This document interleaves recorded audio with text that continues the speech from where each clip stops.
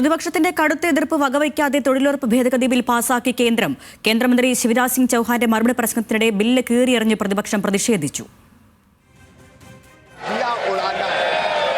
मैं इन निराश और हताश लोगों को अटल जी की पंक्तियां सुना के अपनी बात समाप्त करता हूं।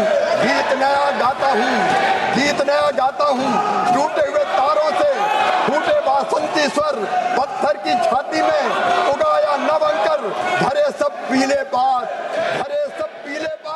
പ്രതിഷേധത്തിന്റെ മുന്നിൽ കീഴടങ്ങില്ലെന്ന് ശിവരാജ് സിംഗ് ചൌഹാൻ സഭയിൽ പറഞ്ഞു.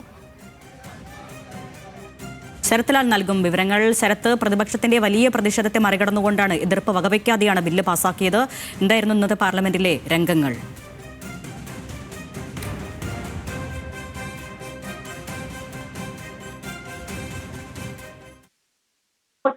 പ്രതിപക്ഷം വളരെ ശക്തമായി ഇറങ്ങുകയും മുദ്രാവാക്യം വിളിക്കുകയും പ്രസ്താവനകൾ അനുസരിച്ചിട്ടുണ്ട്. നേരത്തെ പ്രതിപക്ഷം പാർലമെന്റിന് മുമ്പിൽ ഗാന്ധി പ്രതിമയ്ക്ക് മുമ്പിൽ പ്രകടനവുമായി എത്തിച്ചേർച്ച പ്രകടനം നടത്തി കുറ്റപ്പെടുത്താൻ നടത്തി അതിനുശേഷമാണ് പ്രതിപക്ഷം സഭയിലെത്തുകയും ഈ സഭയിൽ 8 മണിക്കൂറിൽ പ്രതിപക്ഷത്തിന്റെ ശക്തമായ പ്രതിഷേധത്തിനിടയിലാണ് VBG റാംജി ബിൽ കേന്ദ്ര സർക്കാർ പാസാക്കിയത്.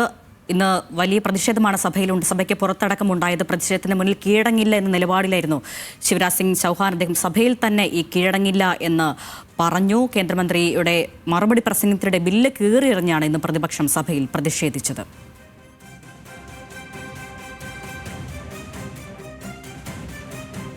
ശരത്ലാൽ തുടരുന്നുണ്ട്. ശരത്ത്, പറയൂ വിവരങ്ങൾ.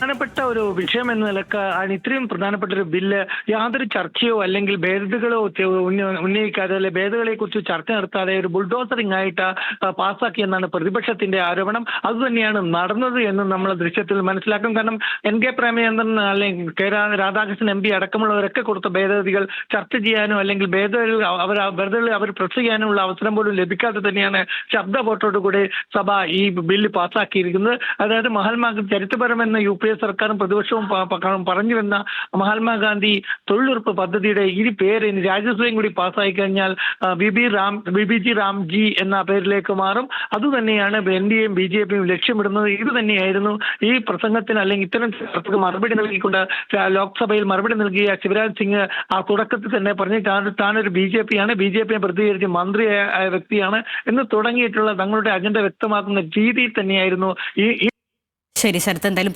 പ്രതിപക്ഷത്തിന്റെ കടുത്ത പ്രതിഷേധം മറികടന്നുകൊണ്ടാണ് ചർച്ചകളൊന്നും കൂടാതെ തന്നെ കേന്ദ്രം ബില്ല് പാസ്സാക്കിയത്. വിവരങ്ങൾ നൽകിയത് ഡൽഹിയിൽ നിന്നും ശരത്ലാൽ.